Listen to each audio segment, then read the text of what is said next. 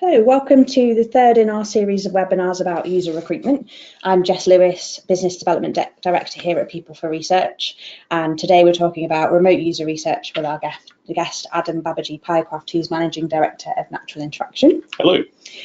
So remote user research has a number of benefits over in-person research, such as offering greater flexibility to your participants and potentially allowing you to include people from a broader geographic region, which could provide better insights to your design project. So the subject also is something that we wrote about a couple of times on our blog. So we've got a blog that's about different tools, which has been really popular.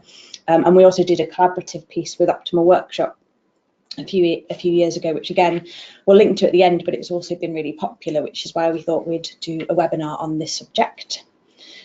So loosely speaking, this is going to be the order of what we're going to cover today. Adam's going to kick off with a brief overview of what remote user research is and what we'll focus on for the rest of the webinar, a discussion about key tools. I'll then talk about planning your participant recruitment, which is obviously what we do here at People for Research. And then Adam will go through some key pointers for planning your remote research. And then we'll have a section for questions at the end. So please do feel free to pop through any questions as they come up through the Q&A sort of panel on GoToWebinar, and we can answer those at the end. So Adam, I'm going to hand over to you at this point. Thanks, Jess. So what is remote user research? Well, that's a really good question, actually, and there are many different definitions. What I would say is that it can include idea validation, it can include depth interviews, card sorts, tree tests, self-moderated or remotely moderated usability testing. What it's really about is getting those kind of research techniques we've been practicing probably for a long time in the UX space, and might be new to you though, and that's absolutely fine. Remote's a great place to start.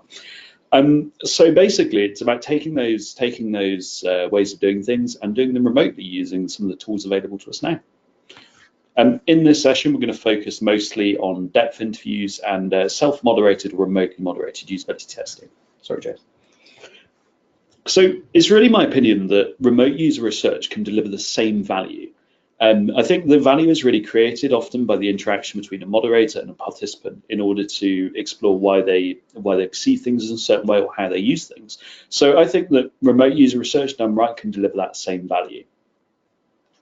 So what are the advantages to remote user research? Well, it can be quicker to arrange, partly because the participants don't have to always travel anywhere, and yes, there's some technical setup, which Jess will get into in a bit, but it's about making sure that it can be quicker to arrange. Participants are in their natural habitat as well. They're using, it's probably unlikely, especially if you work in the consumer space, that they're going to use your digital product, in a lab-based setting, unless you're designing something for that instead.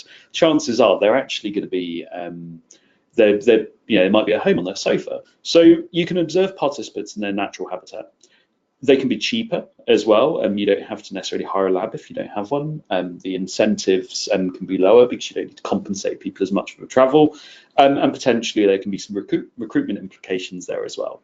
I would also say that wherever your team and your lab are based, that might not be where the best or most representative participants are. So ultimately, if you want to get the best participants, sometimes you need to go remote. Of course, not everything about remote is perfect. So you lose the one of the advantages of meeting people face to face. It makes it easier to build a relationship. Whereas perhaps if you do it remotely, that can be harder. It's not always possible to see their wider context either. You're viewing everything through quite a narrow lens, and whilst you get people in their own environment, you can probably only see maybe through the webcam. You can't see their desk necessarily, or kind of the wider context in which they work, which can provide some really good insights on certain projects. It's reliant on good internet speed and technology as well. So if they have a really poor internet connection, they're probably not going to be able to participate fully. And ultimately, you can get a higher dropout rate as well. So there are a number of key tools you can use. You can use survey tools. There's a plethora of those. Remote video conferencing tools. There's a great marketplace of tools available now, which are really robust, really good. They seem to have dealt with some of those issues that there used to be around setting up these calls. There's the self-moderated testing tools, and there's also dedicated remote usability testing tools. So I'm going to hand back over to Jess now. I'm planning your recruitment. So with just as with in-person research, I suppose, I would recommend still taking quite a thorough approach to running remote research. I would start with the basics of writing a recruitment brief, which is how I always recommend at the very start of your research project, something that's worth doing. It's important as well at the start to choose the right recruitment methods. I occasionally get calls here of people saying, oh, we've got some research happening in a couple of days and we've realised we need some people. Again, if you make that decision earlier on in the process when you're actually planning the testing itself, it allows you to maybe choose from a range of different methods that might be available, whereas leaving it till quite close to the time just leaves you with less options, I suppose. I would also recommend at the very start of the process considering how you're going to screen people to check that you're including the right people, which is something that if you're working with a recruitment partner or an external partner or someone else is helping with the recruitment, they might be able to support this, or it might be something that you have to do yourself if you're using a remote testing sort of tool with their own panel. And also it's important to consider checking for tech compatibility. As you said, you've got all sorts of things that might kind of cause a problem when you're trying to run the research, from things like whether someone can use the tool to how good someone's internet speed is. I would also recommend, so I suppose if you're going to write a recruitment brief and you don't know how to do this, this is something that we did our first webinar on, because it is a subject that there's a lot of things to consider when you're writing a brief. If you haven't done it before, here's a couple of reasons why it's useful and how to get a really great recruitment brief. So it defines who you want to test with. It's a tool to facilitate communication. So it's one central place where you, your stakeholders, any other partners involved in the research and testing process will be able to all agree who is it that you actually want to test with, who is it that you've defined as your key target audience. It does also provide some really clear guidance if you are working with partners, such as a recruitment partner. I would recommend in a brief you should include things like the logistics. So when's it happening? What tool are you using? Is there any prep that the participant will need to do ahead? For example, downloading a plugin or creating an account. Hopefully not, but that might be something that you would need them to do. And yeah, the logistical information about if it's in person, you might be sort of saying, well, this is what you need to do when you arrive, etc. And we've got a really great template that we normally recommend our clients use. So when it comes to actually the options for recruitment, naturally, I'm going to start with using a recruitment company such as People for Research. And obviously, I'm biased. I am going to recommend this as the best, as the best option. They are genuinely quite good, though. We use them. Thank you for that. Probably one of the reasons you've agreed to be on this webinar with us. So People for Research provides really thorough screening for participants to make sure that we're including the most relevant people, and it's something that we would do for remote research as well as in person. Obviously, there are options if screening isn't required. For example, if it's just a survey and it's relevant for anyone, then you might not need the same level of screening that you would need for in-person testing with a very niche audience group. As part of the screening process, we would also run through with the participants what to expect, what tool they're going to be asked to use to make sure that they feel comfortable with that. For example, if you're using a VC tool, most people in the work environment will have come across some sort of video conferencing tool or will be familiar with it. You know, most tools are quite similar. But this isn't always the case.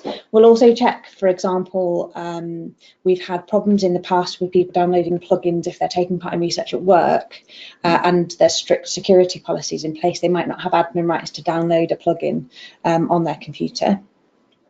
If you've got a thorough recruitment process, such as using a recruitment partner, misrecruit should also be less common and you should have less dropouts. That's our experience anyway, based on our process.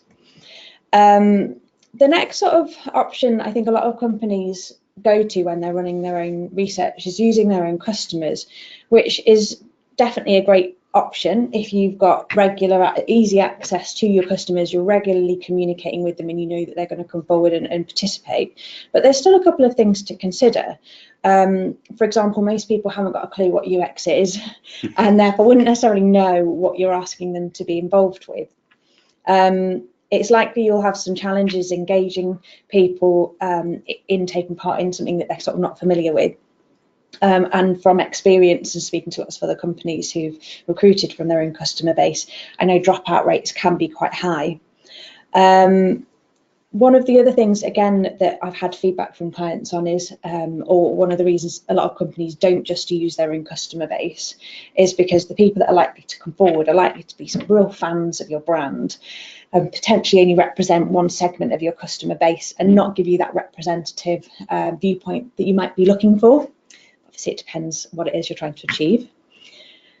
Panel companies, panels that are provided by self-moderated platforms are definitely a great option to consider. But again, my view is that there are a lot of sort of compromises that you might have to make if you use a panel company. So companies like usertesting.com, they can do things in an incredibly quick turnaround. I think on their website they mentioned that they can get responses within 2 hours, which is just an entirely different approach to the way that we work.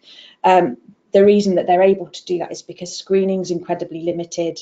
Recruitment's very much done on a first come first served basis, so the test will go out and you're just getting those people that are available. So it might be students, it might be people that aren't currently in work, and therefore they might not necessarily be people that are your key demographic that you're wanting feedback from.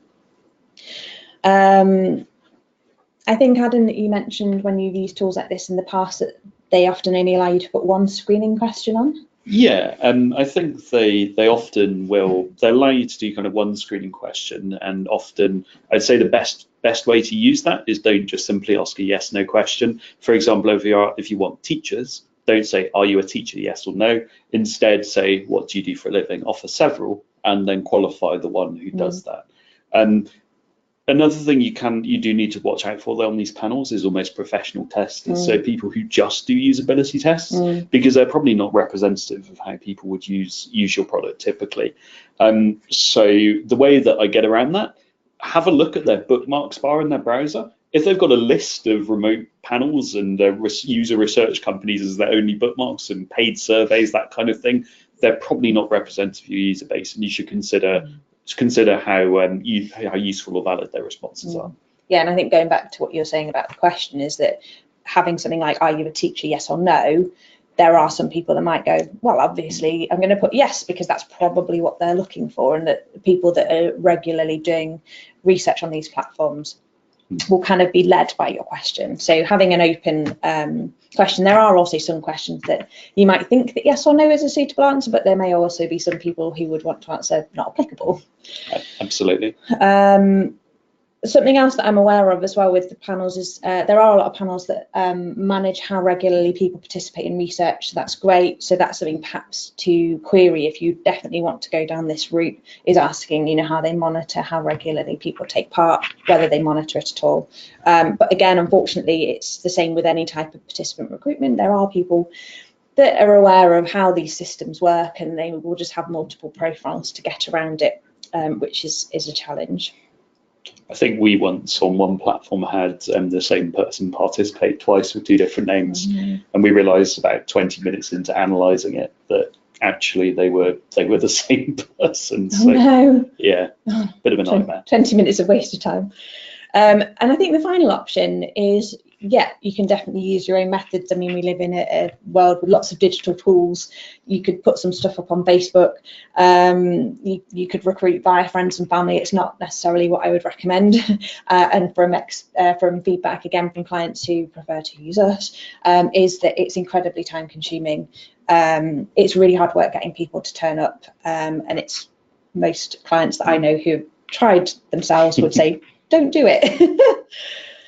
If you are going to do it yourself though, or if you're using one of these panels, I'm just going to talk briefly now on screening participants and why it's important. So screening definitely does increase the rate of attendance. The reason for that is it starts to build up the relationship. So as you were saying, that with remote research, it can be challenging to build up that level of trust. But having some sort of introduction to the process for the participant, even if you're not going through very many screening questions with them, you're just having some interaction to say, this is what you're getting involved with, this is how it's going to work, you know, can I just get a bit more information from you on, you know, will you be in a quiet space, do you have broadband, etc. It just starts to kind of get their build their trust, but also start to engage them in the process. And I do think it would decrease the rate of dropouts on the day. Obviously, as I said, it builds trust. If they've had some sort of interaction with a person, they then think, oh, okay, this doesn't feel quite so daunting, as opposed to suddenly getting a link and clicking on it and they have no idea who's going to be on the other side of that link. If people have never taken part in research, that can be a little bit daunting. And then the last one, which I actually can't see, is obviously scheduling, yes. Doing some sort of screening process allows you to check that you're booking the person into a time that suits them, making sure that they know that they need to maybe turn up in advance, click on the link and check the text working, or download the plugin, or whatever it is. Again, those are things that we would go through when we're screening participants. One of the other things that I know is a bit challenging for a lot of people is when you're doing self-moderated research and you're not going to be there to prompt the person to ask those probing questions, you're just relying on the participant using a platform with pre-selected prompts or questions, is you really need the person to think out loud, not talk out loud.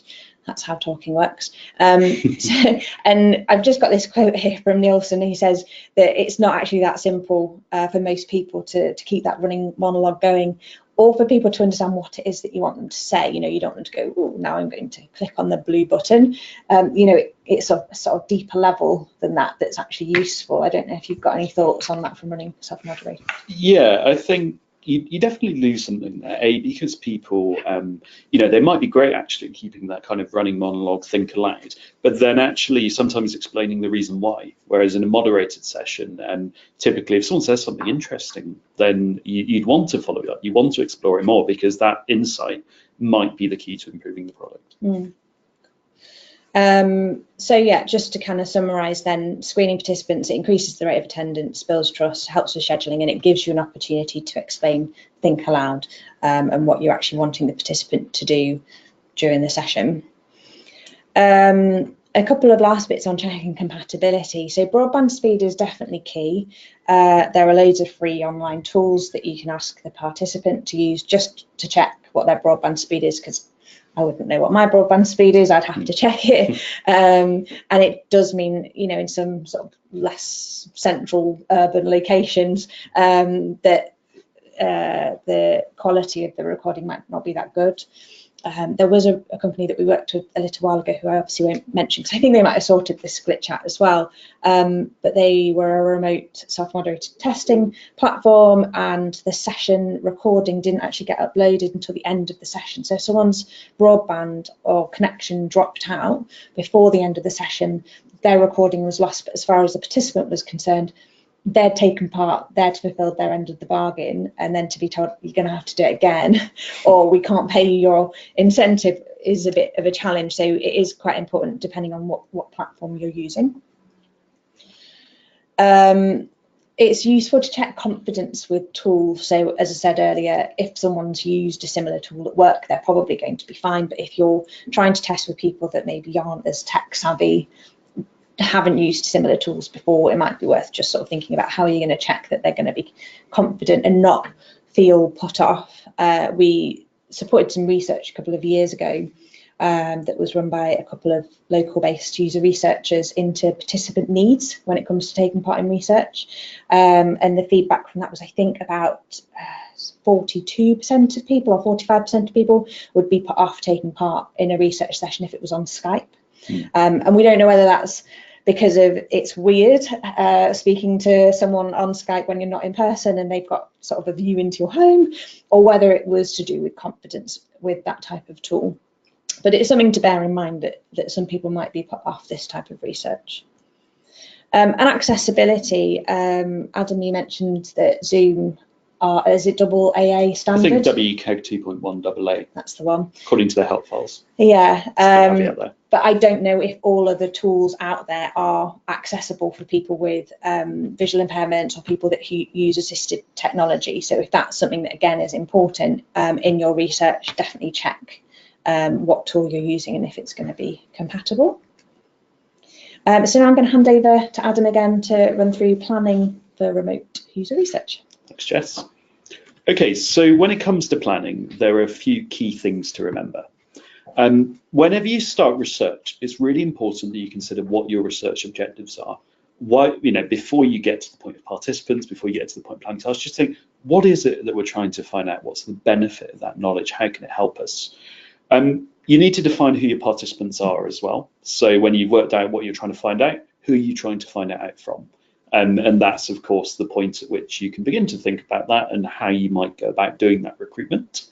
You need to choose a tool. Now, I'd always say choose the right tool for your participants. If you might prefer to use one particular tool, but say you're testing with a B2B audience, they all work in certain organizations and all of those organizations use Skype for business. You might not want to use it, but if all your participants already have it, it's probably the safest way to prevent dropouts. So choose the right tool for your participants. Recruit, I think Jess has covered that quite a lot. Recruit the right participants, recruit participants who are representative of users of your product. And then write your tasks. So thinking for each objective, what tasks do I want users to perform in order to kind of reveal any issues or to reveal those insights that would help you make a better product. Sorry, just clicking war going on here. So when it comes to writing tasks, you need to use plain, unambiguous language. Now, that's especially important for self-moderated because if someone misinterprets a task, they can go off on a wild tangent. And, from their perspective, as Jess said, they would have fulfilled their side of the bargain, but it might be less useful for you afterwards. Always avoid using leading questions. So what do I mean by a leading question? Well, if effectively the question includes the answer or kind of positions it so they answer in a certain way, that's not useful. It's always good to start with quite broad and open questions. And when it comes to self-moderated testing tasks where the user needs to read a sentence, comprehend it, and go and do something on during the session, then my hint would be write it on a post-it note. If it doesn't fit on a post-it note, it's too long and you're expecting users to kind of take on too much. Instead, maybe split it into multiple tasks and break it down to steps. On self-moderated especially, people can just go off on wild tangents. So it's really important that you try to write things in a way that they can easily comprehend. I think particularly when it comes to if you're testing on a platform that you've built and you're very sort of into the process, getting the opinion of someone that's completely outside the process, someone that is maybe representative of your users, helps you kind of resolve any kind of obvious things that you wouldn't have thought of because you're so ingrained in the process possibly. And when it comes to unambiguous language as well, and I think picking up on Jess's point, if you are very internally focused, you might call a certain area of the page or a certain element something. Actually try and think about how your users would describe it. Because if you might have come up with a great internal term like the primary conversion area or something along those lines. I'm just throwing things out there now. And actually, you want them to click the blue button. You probably don't want to write a task that says click the blue button, but you need to think about how the user might approach that or describe it or perceive it. Yeah, it's definitely the same for writing a recruitment brief, that it's really important to use an ambiguous language if you're working with other partners or, if you're an agency working with stakeholders at an end client, making sure that you're all speaking the same language. It might seem a silly thing to say, but there are often times when we might get a recruitment brief that will say, we want people who regularly use this piece of software or our website. And for us, we don't know what regular means. We don't know how you're classifying that. Is it daily? Is it weekly? Is it monthly? So yeah, sort of moving away from any of those words is really useful. It's important you test the test as well. So first, you want to check the software works. That works. That's kind of in terms of, especially if you're using any tool. In fact, you've got to make sure the participants can get on and participate. You also need to make sure that the test itself actually works. There's a couple of things here. First, if it's self-moderated, test the task with someone who's not involved in the project. Make sure they can understand it and they perceive it the way you hope. But also, just make sure that, often we test early things that are quite early on in the process, maybe prototypes, maybe development websites.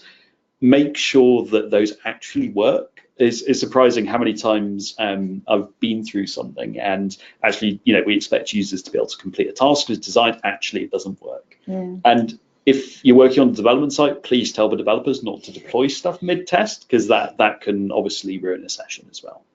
Yeah, it's not something I'd thought of being completely outside the development, design, etc. process, but very valid point to raise. Okay, so just a brief summary of what we've covered. Defining research objectives is very important to do at the very start of the process. Write a recruitment brief. Researching which tools best suit participant needs. And as I mentioned, we've written a blog, but there's also loads of other blog posts out there that do illustrate the different tools that are out there, pros and cons from different people's perspectives. Adam's got a wealth of knowledge, so definitely find him on Twitter and pick his brains. Consider using a recruiter. That doesn't necessarily mean People for Research, although do use us. But yeah, consider how you're going to find those people. Don't leave it to later on in the process once you've got the test sorted, because that might be too late, as I said, and it might limit the options available to you to find people to participate. I suppose also sourcing the recruitment out early does make things a lot less stressful as well. Yep. There's nothing more worrying than you've got an impending deadline. You've got some research plans, you've got all the people there, you've got the task, you've got the design. If you don't have the participants, chances are your research is going to be delivered late. And no one likes to deliver anything late, let's be fair. Yeah, that's true. And then planning your tasks and actually testing the test is invaluable. It's also useful if you're working with a recruiter for you to have tested the test and perhaps written brief guidelines that we can then share with participants in advance to say, this is what you'll see. Or if, for example, we have a participant ring us and say, oh, I've clicked the link and all I can see is this page, am I in the right place? We might not be best placed to say yes or no. Or we might sort of say to the client that we're working with, can we have a go at testing it so we know, and can we put something in the initial screener question so that it's a test and you can discard, you don't need to start analysing. So I think one of the points that you raised when we were discussing the webinar content was, and I don't think I mentioned it, but having a good screener question also prevents you from starting that analysis process on a session that actually isn't going to be relevant to you. Yeah, picking on the teacher example from earlier, we had a session where we went through doing a lot of analysis. Typically it takes a lot longer than actually running the sessions. And you might not realise until a few tasks in that person is completely not valid and doesn't meet your screener. So ultimately, that means that's wasting your team's time as well, when you could be analysing the session from a well-screened participant. Well, so I'm going to go on to questions. So please, if you haven't already and you've got burning questions, whiz them across. So the first one here is about tools. Now, we have mentioned a couple of tools, but haven't really talked in depth about which ones you think work best for you. So I don't know if you can go on. Yes. So in terms of, we run a lot of remote moderated research, and there are dedicated tools out there for doing that, such as Lookback. However, I'd say that probably video conferencing tools are a good place to start. I'm a big fan of Zoom. It's fairly easy to set up. It's fairly cheap to license, which obviously is a financial consideration. But also it seems pretty bulletproof. It seems to work on quite a poor connection. So I'm a big fan of using Zoom. But ultimately, as I said earlier, try and go where your users are. So just pick the right tools. And there's obviously tools like Optimal Workshop as well if you're running remote card sorting or tree testing, and they're the market leaders, to be honest. I don't know why anyone would run paper card sorting anymore, because it makes the analysis so much easier. Sort of SurveyMonkey, Typeform, Google Forms are all good as well for surveys. Pretty standard, I think. Yeah, there's not really much more I can add to that, because you know, we've had teething problems with a few different tools, but I think a lot of the tools now that are out there are fairly well established. They've made sure that their tools are user friendly, and often the issues come about as a result of just having not informed someone properly about what to expect, less so about whether the tool's particularly challenging to use or not. Okay. Okay, so have you any tips for doing remote testing with users who have accessibility needs or who use assisted technology? Anything a user researcher needs to be aware of? Do you want to kick off with that, Adam? So I think one consideration is that people using assistive technology, they might, I guess there are a number of different assistive technologies people could use. So classically, everyone thinks, you know, visually impaired people, screen readers, and you know, that's a great place to start. But actually, there are a number of different things that you may need to take into consideration when planning research. So, for example, in terms of input devices they use, certain things that they use to interact with the computer, if they've got maybe sort of physical impairments around how to use things, that can impact the session. I think also potentially cognitive issues as well. So if they have any challenges around kind of comprehension of things, if, for example, you're testing a product aimed at people with learning difficulties, there are tools like Hemingway, where you can put in the words you're trying to use, and it can suggest, you can look at the reading age that's associated with them. And if perhaps you might want to, basically, I think, to sum up, just tailor the session around the participant, consider any impairments they have, and just try and make them feel at ease. I do think, though, that remote research is a great way to help people using assistive technology participate when actually heading into the centre of Bristol or London or wherever might be a challenge for them. Yeah, absolutely. If people do have their own setup at home, it's often on a desktop, as you said, with additional hardware that isn't possible for the participant to bring into a lab environment. It means they can use their own equipment where they're at home, their own version of the software that they're using. There's a couple of other things actually that have come to mind. So the comprehension one is really valid, and I think from a user researcher point of view, this might be obvious, but running moderated versus self-moderated is probably the best way to go. We also had feedback from a client of ours who wanted to run research with people who had different levels of visual impairment. During the session, there was a particular participant who they said, actually, could we screen share with you, because it will help us to get a better understanding of what you're talking about. And the participant said, actually, no, I wouldn't be comfortable with that, just because, you know, I don't know what you're able to see. I won't be able to see what you're doing once I allow you to screen share and take control potentially of my computer.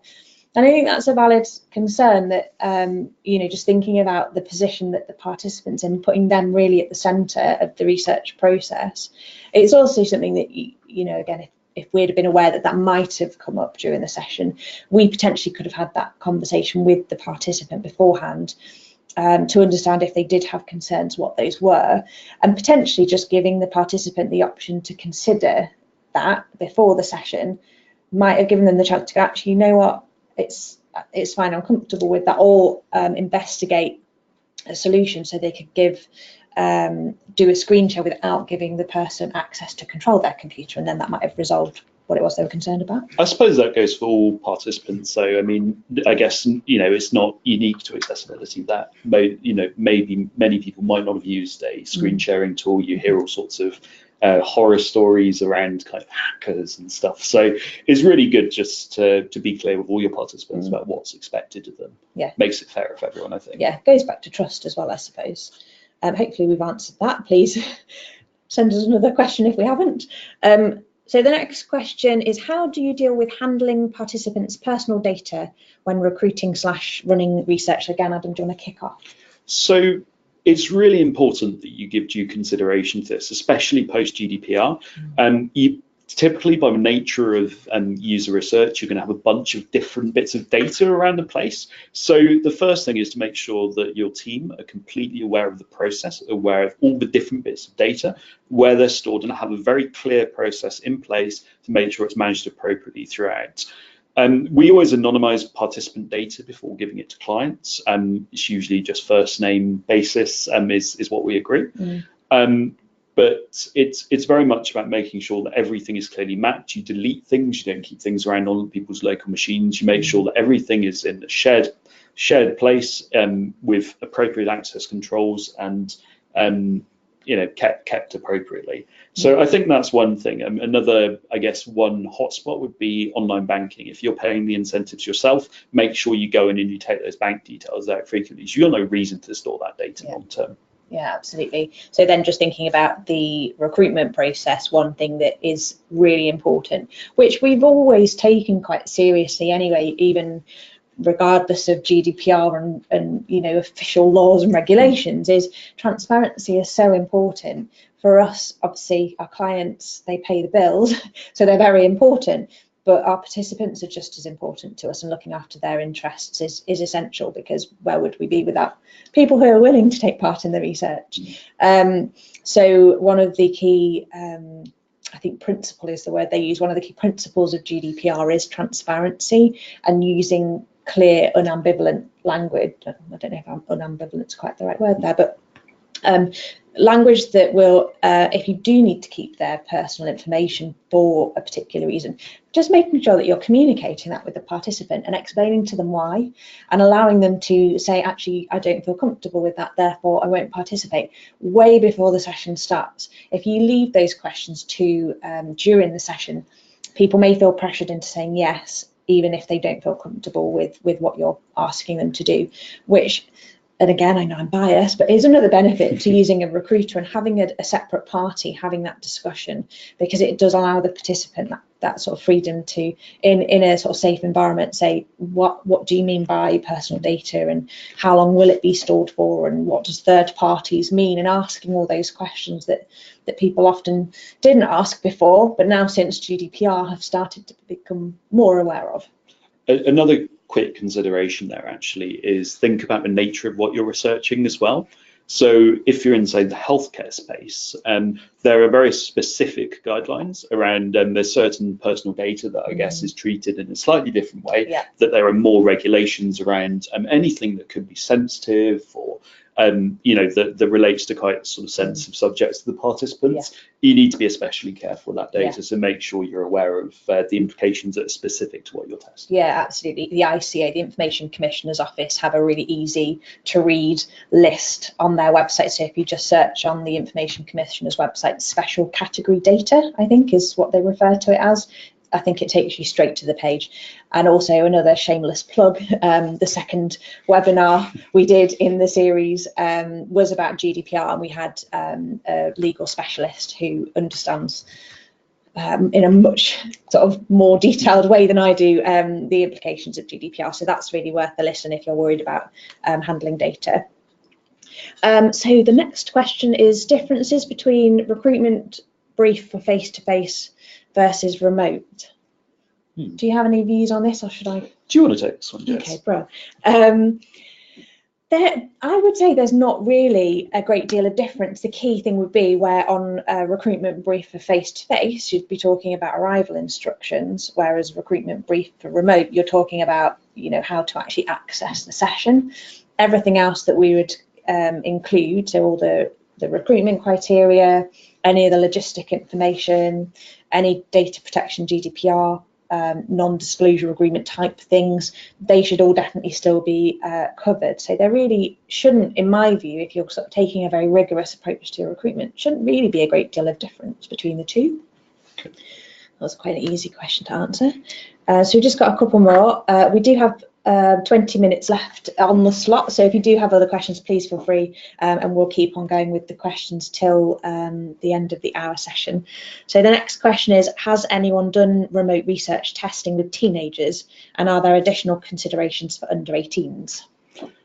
So we've run some research for a student accommodation company in that space, and basically I think it depends how under 18 the participants are. When they're over a certain age, I think often they're in a position where they can kind of agree to participate in research. But ultimately, I think you need to, especially in terms of remote research, I generally say with a lot of subjects, if you can suggest a parent or guardian is present throughout, it can make it a lot. I think there are obviously many issues around research with under 18s, but ultimately, if they're, it would be good if they maybe had a chaperone present. I think but typically like sort of 17, 18-year-olds, or 16, 17, 18, we've done research with, and what we found was they might not be.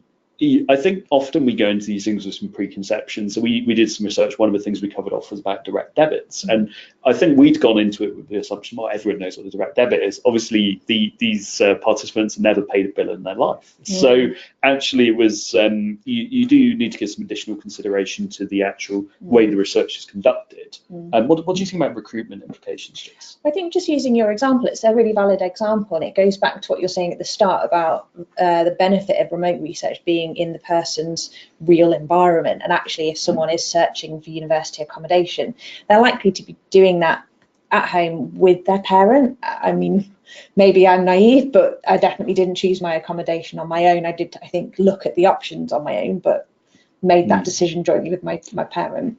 So I think thinking about what's appropriate, and I think also just taking care of yourself. So as a researcher, do you feel comfortable without a chaperone? If not, then I think definitely include them. The UXPA have great guidelines if you're a UX person, but they don't really talk that much in their code of conduct about participant recruitment.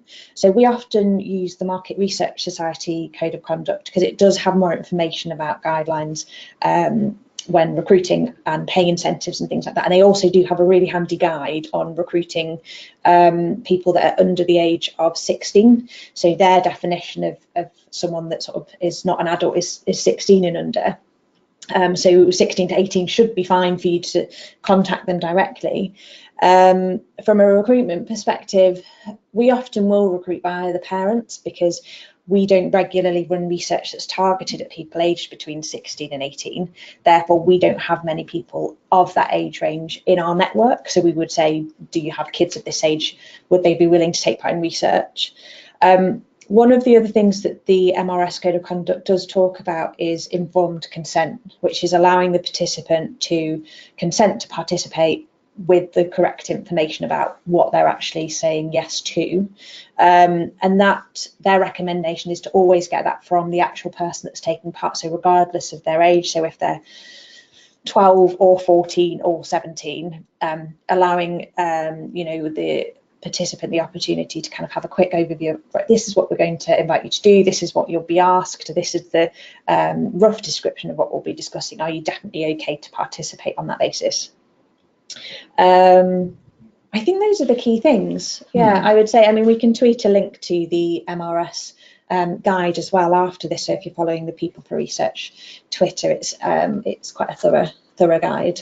I suppose the final thing I'd say on that subject is I'd treat it as cautiously as if I was doing it face to face. And I think that's the best way. It's best for the participants, probably best for everyone if you approach remote in exactly the same way when it comes to under 18s. Yeah, and I think different participants might have different needs. So some under 18, so people aged 16 to 18, might be very independent. Their parents might be very happy for them to participate and for them to not be in the room, particularly if, for example, using our process, if we're recruiting a child of someone who's already taken part in research with us, they understand the process, they probably trust our company and our brand, that it's legitimate research, the young person won't be taken advantage of or put in a vulnerable situation, and therefore they might say, that's fine, I don't even need to be in the room.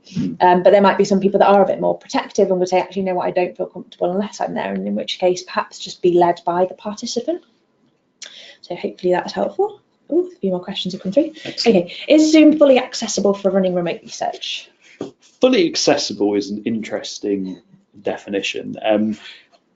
According to their guidance, it complies with WCAG 2.1 AA, I believe, according to my most recent read of their help files. However, having done accessibility audits and things, I do find that sometimes standard compliance isn't enough. It does really depend on the participant, what their needs are. So I think it really comes down to who you're trying to participate, what kind of challenges that person may be trying to overcome using assistive technology. So ultimately, fully accessible, be very hard to say, but they claim it's standards compliant, and the two, I think, differ quite a bit. Yeah, so just WCAG, for anyone that's unsure, is Web Content Accessibility Guidelines, I think. Yeah. So they're the industry body that put out guidelines on actually what standard a website should be at for it to be accessible. But forgive me if I'm wrong, but I'm fairly sure that the guidelines are mainly for websites. They can cover software as well. Okay. So it's, I think though, audit-wise, it will probably meet it, and it will probably be great for the majority of people with assistive technology. But I wouldn't ever say anything is fully accessible. Yeah, but it's definitely worth looking on the WCAG website to understand kind of what that means if a company is saying that they meet that standard. Yeah, I guess it's something as well that could be done as part of the screening process. So just checking that they can get the tech to work. Yeah, absolutely. Okay, so the next question is, what is the biggest challenge you've encountered in terms of running remote research, and how do you get around it? That's a great question. What about, so I guess there's probably a couple of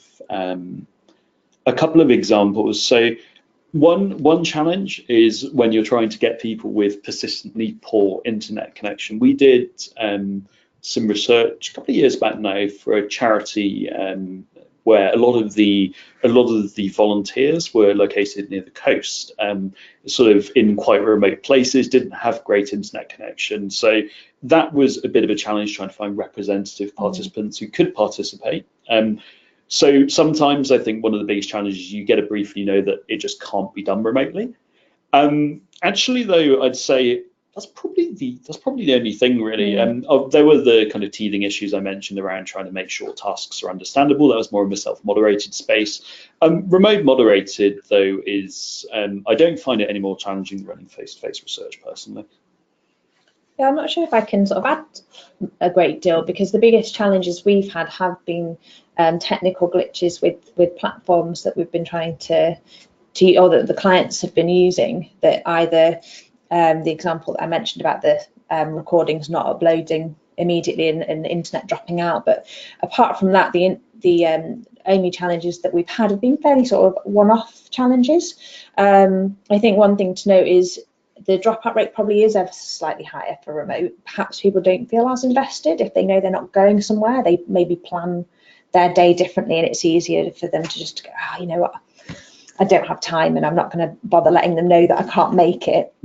So perhaps as part of that planning process, if you know that you've got a set number of people that you want to test with, being prepared that you might need to book in a few additional slots to encounter, to be prepared for the dropout rate. I suppose conversely, though, with that higher dropout rate, if you are running face-to-face moderated research in a lab-based environment, you're sat in a lab and you're going to waiting for a participant to turn up. Whereas if you're moderating a session where it's a remote participant, chances are you're probably sat at your desk, you probably get on with something else. So actually the cost of those dropouts, at least kind of from an agency perspective, I guess, isn't less of an impact. Yeah, that's a good point.